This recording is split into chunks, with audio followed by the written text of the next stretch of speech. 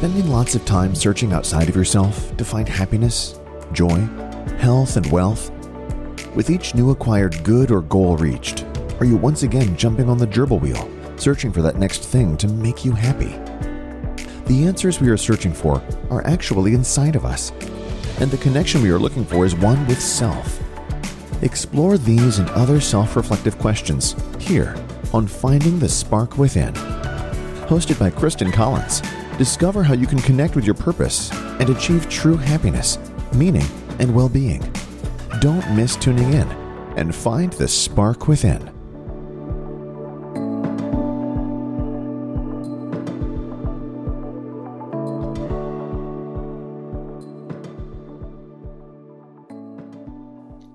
Hey guys, Kristen Collins, and welcome to Find the Spark Within podcast.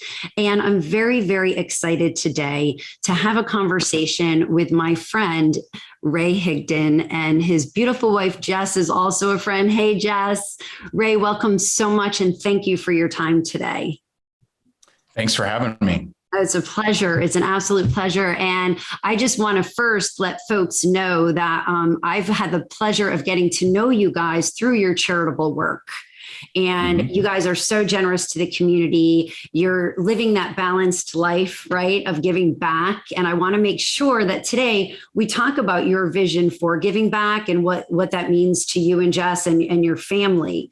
But before we go there, I would love to have you share with folks in our shared space a little bit about your journey that you've been through, which is very interesting because you're wildly successful. You're extremely successful, but you've had your share of ups and downs. So can you just share a little bit about that path? Yeah. So I've been here in Southwest Florida and different parts of it for 20, oh my goodness, maybe 30 years, something like that. Originally from Indiana, but I've been here in this area. I went to high school in Cape Coral. My wife and I currently live in Naples. And so been in Southwest Florida for a while. And I had worked my way up in the corporate world to a pretty high paying salary and felt like I was, making all the moves to do what you're supposed to do. And I just kind of came to the realization that I really didn't like what I was doing. And I didn't feel like there was ever going to be freedom there. And that, the harder I worked, the more they would pay me, but the more they would demand. And so I was kind of looking for a way out, and I had friends that were doing well in real estate. And this was back in 2004. And so real estate here in Southwest Florida, 2004, what could go wrong? And so I left the corporate world in 2005, ran with real estate for several years, flipping homes, doing, contract assignments, buying rental properties, and, it was just rocking and rolling. I thought I was a genius. And then when the market crashed, I realized, I knew how to do it in a hot market, but I don't know what to do now. And so when the market crashed, I got wiped out, and I went through a divorce, went through foreclosure. One point was living on my buddy's couch, and I was just super, super depressed. Had a friend invite me to a home meeting, which I knew was network marketing, which I'd actually sworn off of because I'd had some bad experiences. But I'm like, what am I going to do? My credit's shot. No one's hiring. I'm out of money. Fine. And so I go and I'm like, you know what? I'm going to make this thing work. Long story short, I went on to become the number one income earner of that company and didn't intend to, but built a coaching and training company, and then now a software company. And we now, coach and train people on how to better use social media, how to make more sales, mindset. And our main clientele is network marketers and network marketing companies. And so we've been able to turn around, built an Inc. 5000 company, been, like you were talking about, raised a lot of money for charity all these years.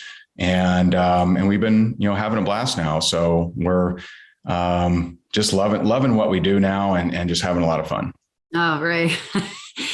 Thank you for your transparency, and your authenticity of your journey. And I think, folks make the mistake of seeing someone as successful as you are, and they think, oh, he has it all figured out and he has it all, which you do, but it's been a journey. And as we both know, it's often in the struggle where we have our truest growth. Yes. Right. And so I'm very attracted to the mindset that you have. And I know that you and I have our mutual friend, Heather Christie, who is a guest a few episodes ago. And many folks know her from my book, as she's a main character. And I love your positioning of mindset in your book when you refer to what is holding you back. Right. I mean, you just simplify a very heady concept. I spent all this time in La La Land about mindset. You drill right down. And you say, what is holding you back? So you were on your knees on a friend's couch. You accepted an invite that you didn't really even want to go to. And now look at you. So can you talk a little bit about mindset and helping people embrace what is holding them back? And then what do you do about it? Yeah. So, I mean, even since the book came out, which that came out, I think a year ago or something like that, maybe 2 now, I don't know. But, even since then, I've just learned so much around this topic. And because I'm a very consistent guy, and like I show up every single day, and I'm just a lunatic. For example, when I decided that I was going to do internet videos, I did a video a day every day for over 11 years. And the only time I broke that was this past July. I was at a meditation retreat. I'm just like, I'm just not going to do it. After all that time, that's how you walked away for a day. Yeah. And so, but what fascinated me was how come others aren't consistent? And so I would teach daily routine and people would like it, but they would never follow it. And then I teach consistency. I taught having a vision. And, that would help a few more people. But what I've really learned is, and this is, I just tie consistency and mindset so close together, because often we at least have an inkling of what it is that we want, but to get what we want, we have to be consistent. And whether that's consistent at maybe you just want peace of mind. Well, if you're consistent at meditation, you'll gain peace of mind, but people won't be consistent even though they know that. If you want to make more money, you got to be consistent at certain action steps. And if you do those things, it'll happen. But why don't people do that? And what I learned is, when people aren't consistent, it's often, and almost, I want to say almost always, to be nice, but it actually is always, it's because they're drawing the wrong conclusion to success in that thing based on previous observations. And so I've now coached so many people around this and just have so many different stories. If you saw your mom have, always stand up for herself and always be in massive fights and trauma and bad relationship after bad relationship, as a kid, you might draw the conclusion, I better not defend myself. I better not stick up for myself. So a lot of people that are people pleasers, that's not a DNA thing that you're born with. And you're just, this one's deemed to be a, people pleaser. It's because of an observation you made. And sometimes that has you going toward that thing. Sometimes it has you going away from that thing. And so mindset is, the willingness to look at, what are the possibilities of why I don't have that thing, or why I'm not getting that thing? What's in my way? And it's rarely a tactic. It's rarely a routine. It's rarely a checklist. It's rarely the things that we actually want to seek that are outside of us. It's us looking inside and saying, what caused this? What was the root of this? And that's the deep work that people don't like to do. And in fact, your body is designed to attack you doing that work and try to prevent you from figuring it out. And the only way I know that is because I've done that and I continue that work. Oh, there's like a million goodies. I'm like going to dissect that paragraph from you. I couldn't agree more. And, the whole getting into the rut and then the defense mechanism of staying in the rut. It's so interesting to me. And I loved your comment if people want this to be just like an overnight thing. right? Oh, here's the checklist. If you do these 4 things, right? That's not what this is. And that's why this podcast is called Find the Spark Within.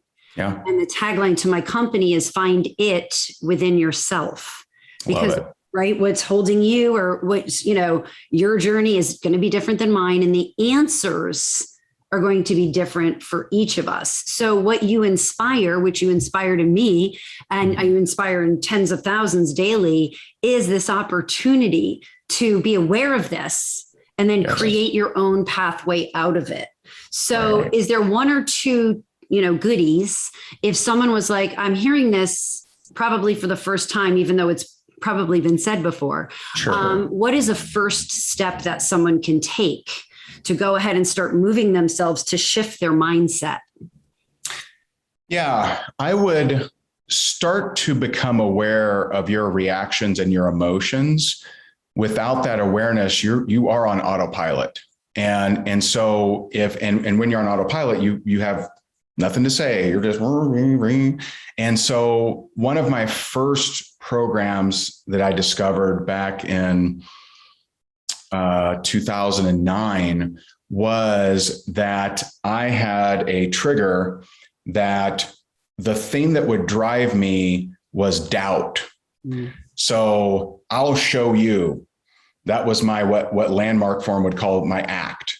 And so if someone said, there's no way you could do that. And I had lots of people tell me this over the years, I'll show you. And, I had people say, there's no way they're going to hire you, dude. There's no way you could do that. The problem is, so that's, on the surface that can push you to do things that you otherwise might not do. But the long term is not that great because once you prove yourself to everybody and you're used to running off doubt, you're like, well, what don't you think I can do? What else? Right. And so I had a career that I needed like fire me up, guys. So I had careers that went like this is, people said, no way you can do it. I would do it, become successful at it in some degree. And then no one was doubting me. So I'd go start something else. You don't think I can weave? I'll show you. Right. And so just no rationale. It's just wherever there was doubt, that's where I would go. And so it's like, I'm on autopilot. I'm just I'm just a passenger in the car, just careening off the cliff to whatever someone doubts me at. And so first is, I had that happen with my coaching and training company of people, I guess enough times where someone said, oh man, you do a great job. Oh, you're really good. And I remember this feeling and I was just like, why am I feeling that? Oh yeah, it's because I've established some baseline of belief in this thing. And it is now my choice. With awareness, there's choice. With non-awareness, there is no choice. Your emotions are firing without your assistance or awareness. Your decisions, you're even making decisions. So the person that, maybe didn't feel enough love as a kid from the person they really wanted the love from, they very often can go through their entire life locating evidence that person doesn't love them. And so once they locate enough evidence, okay, final straw, on to the next one, even if that person really did love them. And that was another one of my programs is, I had been betrayed as a kid. I grew up in a very abusive home and I had a guidance counselor betray me in the 3rd grade. And I didn't know it, but that was the day that I decided I wouldn't let anyone else in because I didn't want to have that feeling of betrayal ever again. So literally my whole life since 3rd grade, I've kept people at bay and I've kept people from them getting close to me. And so I've still been able to do business. I've still been able to make money. I've still been able to, have somewhat of relationships, but none that are that close that if they betrayed me, it would hurt. And so that's a program I had to become aware of. But before it was on autopilot and I was projecting it on every relationship I ever had.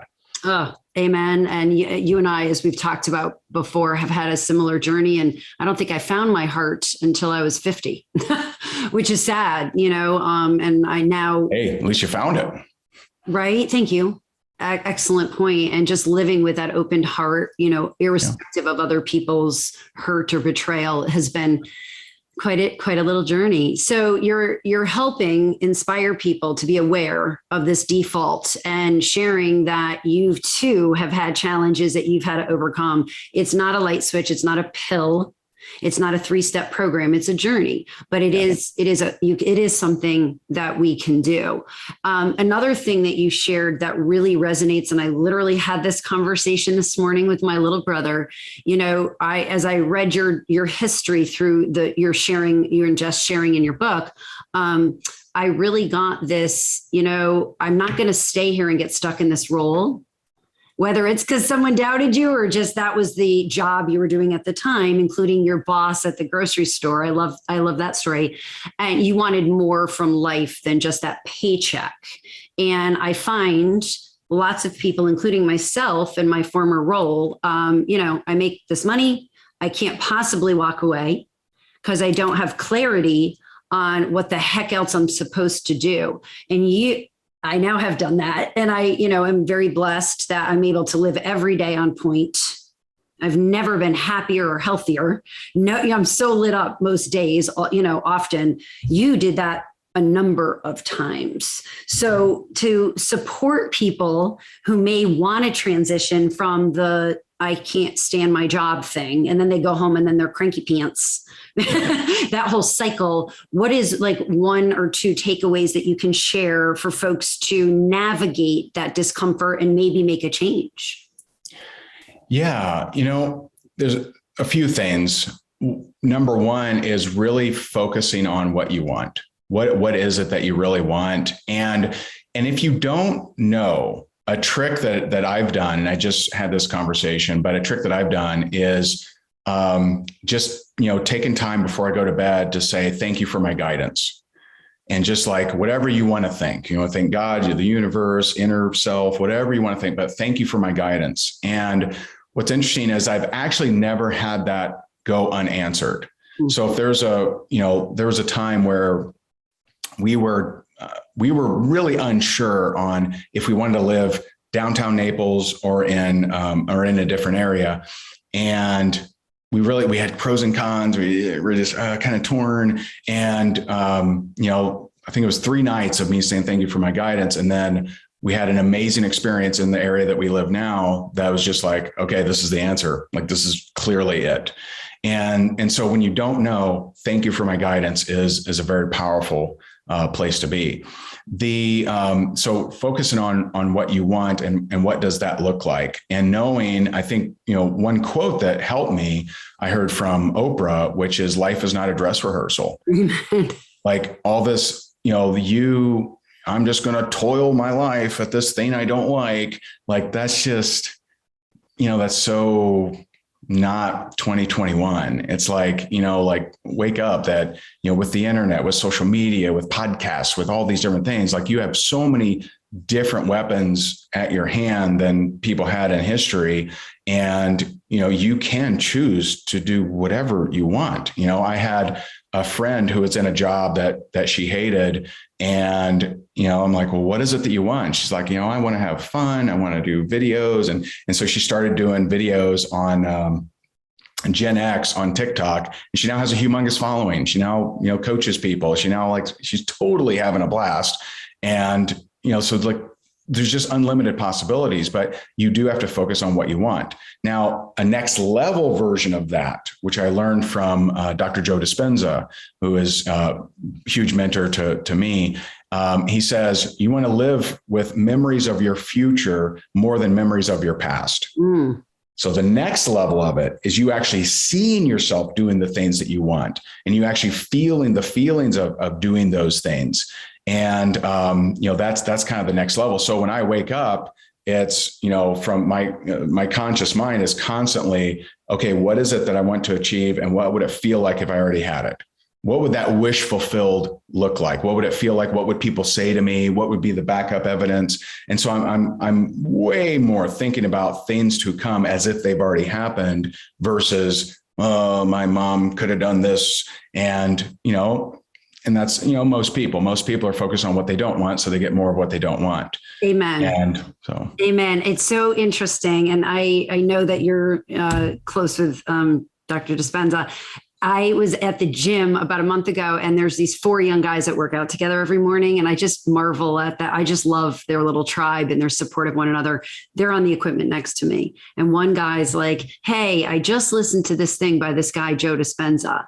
And he was talking about if you feel the emotion, then you're going to attract it, because you attract what you feel. That's energy. And I'm like trying to stay on my machine and not fall off, because I wanted to be like, hi, yes, my name's Kristen. I live for this stuff. Can we just like go, I don't know, hang out for a week and talk about it? So it took me a while to understand that. And I love that you brought that into this space, that if we feel the negativity, guess what? We're going to get just that. Yeah. And so by going to bed at night and expressing gratitude and welcoming guidance, right? And then feeling how you want it to feel, that's exactly how you attract it. So thank you for bringing that here.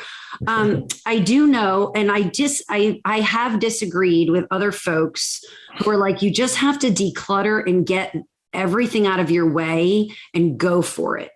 And, I'm not the family breadwinner, right? So I'm blessed that I have a partner who we can figure out together, how can I make a shift to do something more on point? So I'm very cognizant of that.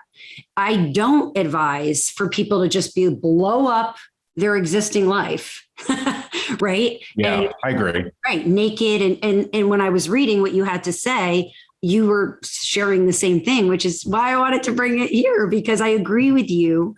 Yeah. And so walk us through a little bit about how can you shift from that unhappy, unhealthy, mundane existence to this ain't a dress rehearsal, people. And I want to, live my true purpose, but I have children to support or bills.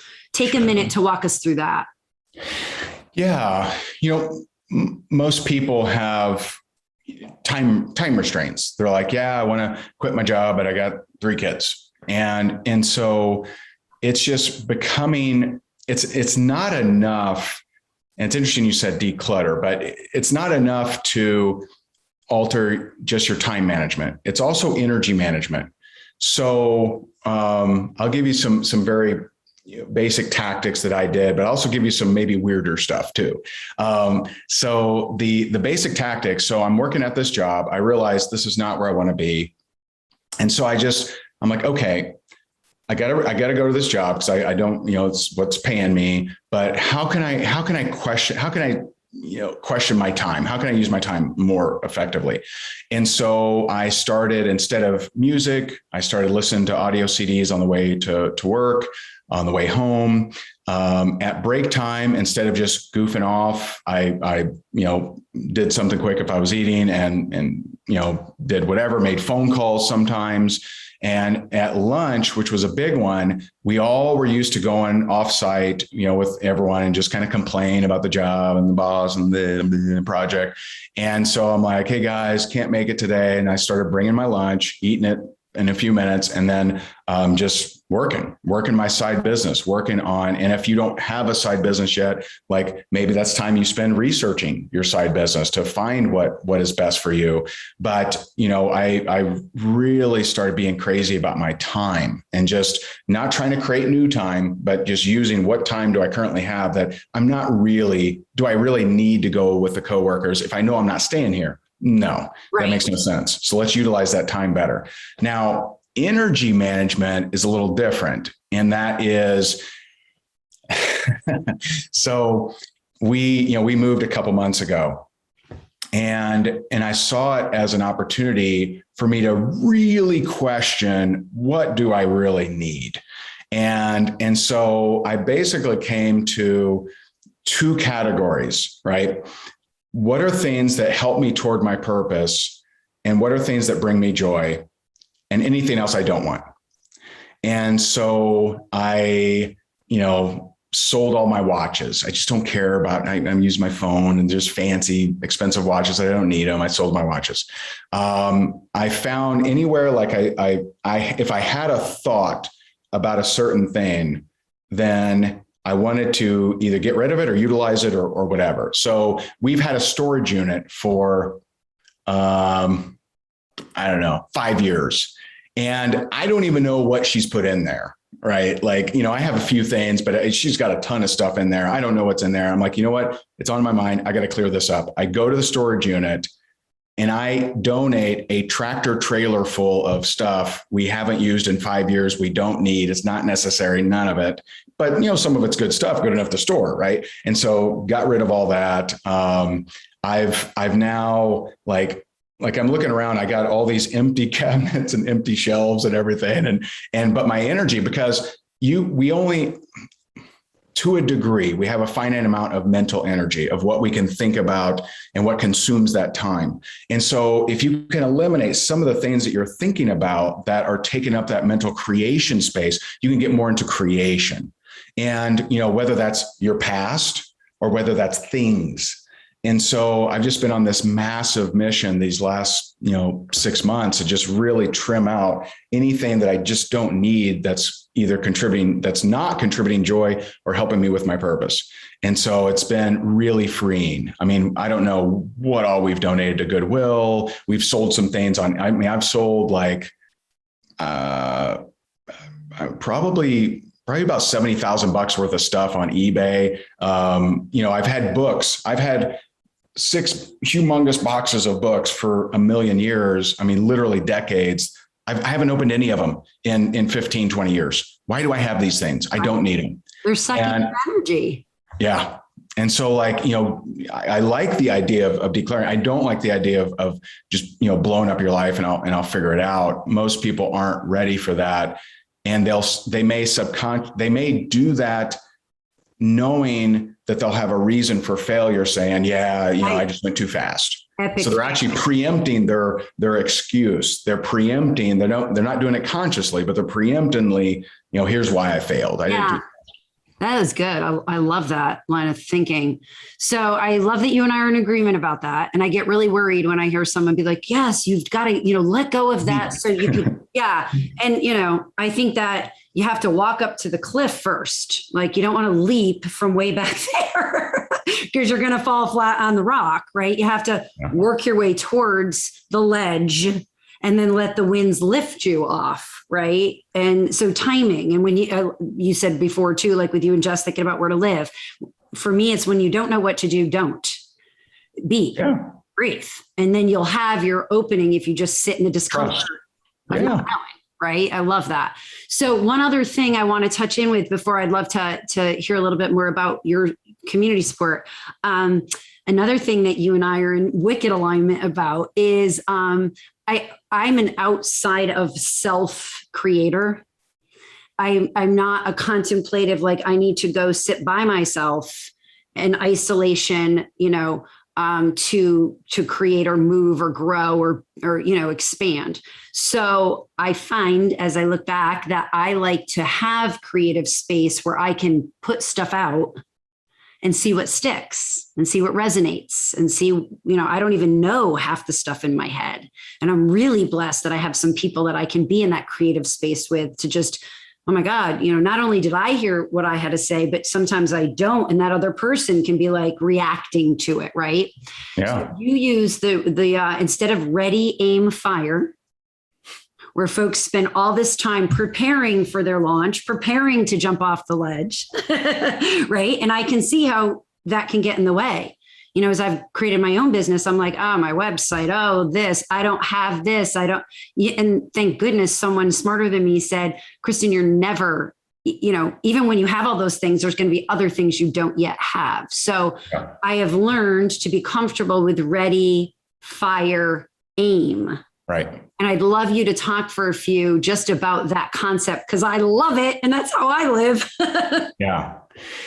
And just to, help someone, if you're a perfectionist, it's often because you had a parent that was too tough on you and that you never felt good enough for, or you had siblings that were really, really good and you were never made to feel that good. And so literally everything you do has not been good enough to earn what you were actually after. And so that can create overthinkers, that can create procrastinators or perfectionists, they like to call themselves. And so it's, it can create that gun shyedness or that feeling of why bother? because, hey, I've tried my best in the past and it didn't get me what I wanted. So why bother? And so there's a lot of stuff that goes with that. But the concept of Ready, Fire, Aim is nothing I've ever done has been perfect at first, ever. And so putting it out there and just ask yourself, if you have this great idea, if you have this idea that would impact your life, your family's lives, the lives of others, what good is it doing in here? Nothing. It's not helping anybody. It's not helping the world. It's not helping society. It's not helping any charity. It's not helping yourself, your family, nobody. And so Brendan Burchard said, version 1.0 is infinitely better than 0.0. Well, I've met a lot of people that have amazing ideas, but they're in the 0.0 stage. They haven't done anything toward them. And so what can I do right now? What is my next step? And I'll give you an example. This actually comes from our reality show.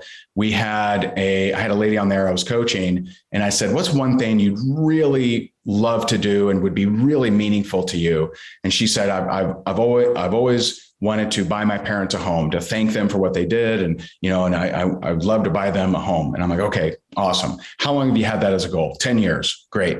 How much have you saved for that? Nothing. All right. How much do you need? I don't know. All right. Do you know where they want to live? What do we know? We know nothing.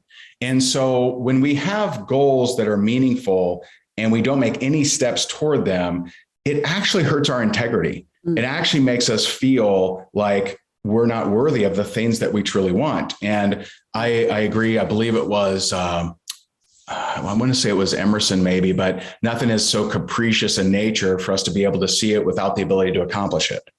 And I probably didn't say that perfectly, but that's the gist is, if you can see it, you have the ability to accomplish it, but you still got to take action. And so that day I gave her the steps. I said, start a separate bank account. How much how are you going to pay for this? I'm going to pay cash. Okay, great. Now, where do they live? California. Okay. How much a month can you put toward it? $100. Okay. So they're going to be 183 years old and we got them that house. It's going to be amazing. No. Right. So we're probably going to have to get a loan. You accept. Okay. You're right. Okay. And so now we're taking steps. Now we start to feel good because that's a victory. When we take a little step toward our goal, what it is that we want, that's a victory. And so, do we have everything figured out? No, we don't have everything figured out, but we're at least moving toward it. And so that's a big difference is you wait for everything to be perfect. It never happens. So let's move toward it. What can we do right now? What's the next step? What's the next step? And, that's how you want to show up if you want change in your life. I love that. Thank you. That just so resonated because when you're hanging out with other entrepreneurs or people who are trying to make that shift and they're like, well, I'm not there yet. Right. And, I'm not there yet. You're not there yet. We're on a journey. Right. Yeah. And it's through the journey that you could be like, wow, that was an epic fail. Okay. Note to self, not the avenue. What did I learn? Right. And I think too, as a society, we got really tired of the perfection that we saw. Right. And it is through that transparent authenticity of, not to over, expose laundry, but just at the same time, it's like, yeah, it's not perfect. I've had lots of trials and tribulations, but what did I do with that trial? What did I do with that tribulation? And that's where the Ready, Fire allows you the opportunity to quickly adapt and adjust because you're like, wow, that hurt, or that was not, I lost money or whatever it is, instead of never actually showing up in life. Right. So thank you for that. And then we will land this plane with your vision for how, you divide your passion, your time, your capacity. I know that family is first and foremost, but your desire to give back to others. Can you walk us through a little bit of what that does to your soul? Yeah. And I have, probably a little bit different take than at least most people. I give and I raise money selfishly because it makes me feel good. And I hate the word selfless. I never want to be painted in that light. Everything I do, I want to do, and I feel good doing. And I don't feel, I don't like the sometimes guilt or shame that goes along with, hey, you're doing well, you need to, like, that resonates with most people's soul. And that's a good thing. It shouldn't be, yeah, you're doing that, and that's expected. Right. And so I'm not, if someone doesn't want to give to charity, that doesn't affect me and my desire to make a difference. And so, this 2 weeks ago, we had our annual event, and we always have a charity that we represent there. And this year was a little different. We actually, we raised $120,000 for Dr. Joe Dispenza's research, which he is doing research, and he has been doing research on how meditation improves your immune system, how it lowers different levels in the body having to do with all kinds of things. And he's released some incredible studies of legitimate labs doing legitimate work on before and after people of meditators. And so I think that's something that the world could use more of, not just meditation, but also the healing benefits and the different things that come along with it. And so, I think that's one of the most needed things in the world right now. And in the past, we've raised money for, the year before that, we raised money to help fight human trafficking. Before that, we did quite a few for March of Dimes, and we're part of, different organizations. But it's something that I do because, one, I like to show as an example of what can you do with a good platform. Like if you do the work to become influential and create a good platform, what other good can we do? And doing it, again, not out of guilt or shame, but doing it because it makes me feel good. And so that's where I kind of come from when it comes to giving. Well, I love the ownership of that. And Yes. I was reflecting in my own head, as I'm sure others will, as far as, it does make me feel good. Right. Yeah. And that's okay. It's beautiful. And I too, as I expand, and I'm like, the impact that it could have, never mind for me.